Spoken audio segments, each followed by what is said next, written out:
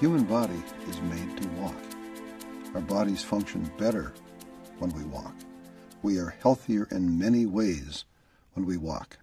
There's almost nothing that we can do for our own personal health that creates more benefit than walking. Walking 30 minutes a day, 5 days a week, actually reduces the rate of people becoming diabetic by over half. We have an epidemic of diabetes in this country. The number of diabetics has doubled, and people with diabetes now use over 40% of the healthcare dollars spent by Medicare. We could cut the number of new diabetics by more than half if people simply walked that half hour a day, 5 days a week. The benefits of walking are so good that they are hard to believe. We are far less likely to have strokes, heart disease, and hypertension when we walk. Women who walk have a 43% reduction in the risk of stroke. Walking reduces hypertension. The body has over 100,000 miles of blood vessels. Those blood vessels are more supple and healthier when we walk.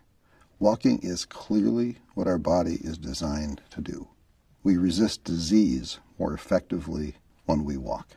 Walking cuts the risk of chronic conditions, and walking also improves our body's ability to resist cancer and recover from cancer. Women who walk have a 20% lower likelihood of getting breast cancer and a 31% lower risk of getting colon cancer.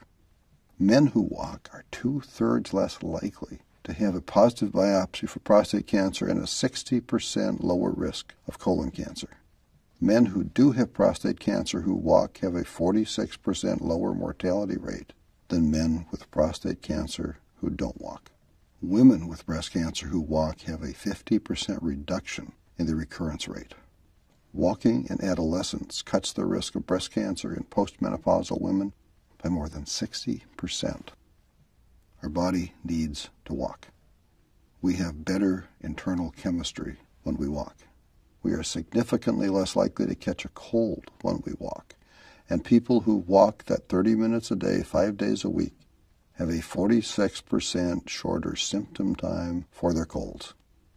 Walking has shown to reduce the cell deterioration in the brain for people who are genetically at high risk of Alzheimer's. Walking actually increases brain health and the size of the brain for walkers over the age of 60. Walking can have a major positive impact on depression. Several studies have shown that walking 30 minutes a day, 5 days a week, has had a more positive impact than some of the antidepressant medications and has significantly increased the effectiveness of those medications. People who walked were also significantly less likely to be depressed after a year. Walking creates positive neurochemicals, and it is the easiest health improvement strategy to maintain over time. It doesn't take very much equipment to walk. We don't need to run or jog or swim to get the benefits of walking.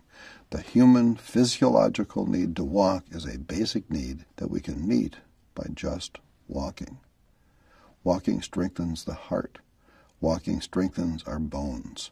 Walking half an hour a day has health benefits that exceed the benefits of losing 20 pounds. In fact, an overweight person who walks can have lower health risk than a thin person who is inert. The health risks of being inert are just becoming known, and they are considerable. Lancet Magazine and the National Institute of Health have all endorsed walking as one of the very best things we can each do for ourselves. The Harvard School of Public Health and the Mayo Clinic have saluted the benefits of walking. The medical evidence for walking is huge, and it is growing. The very best news might be that we don't have to walk that 30 minutes every day in one straight period of time. We can break it up and still get full benefits. We can walk 15 minutes twice a day and get the same health benefits. 2 20-minute walks would be optimal for some people. So planning our day around finding those 2 15-minute walk times is a lot easier than having to find time to walk the full 30 minutes in one uninterrupted time slot. We all need to walk. We owe it to ourselves to walk. We can be healthier and stronger and happier as people when we can walk.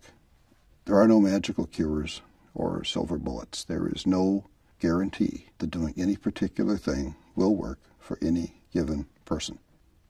But when you look at all of the data about Alzheimer's and stroke and diabetes and depression, and when you look at the reduction in all of those bad things, it's pretty hard for anyone who cares about their own health not to look very hard at how walking can become a major part of what we do. Our bodies really are made to walk, and our bodies need to walk. We are not the strongest creatures on this planet. We aren't the biggest or the fastest, and we aren't the best swimmers. We can't jump very high, and we can't fly at all. But no other living creature walks as well as we do. Walking is our gift. Walking is our strength. Walking makes us strong. So hey, let's walk. Be well.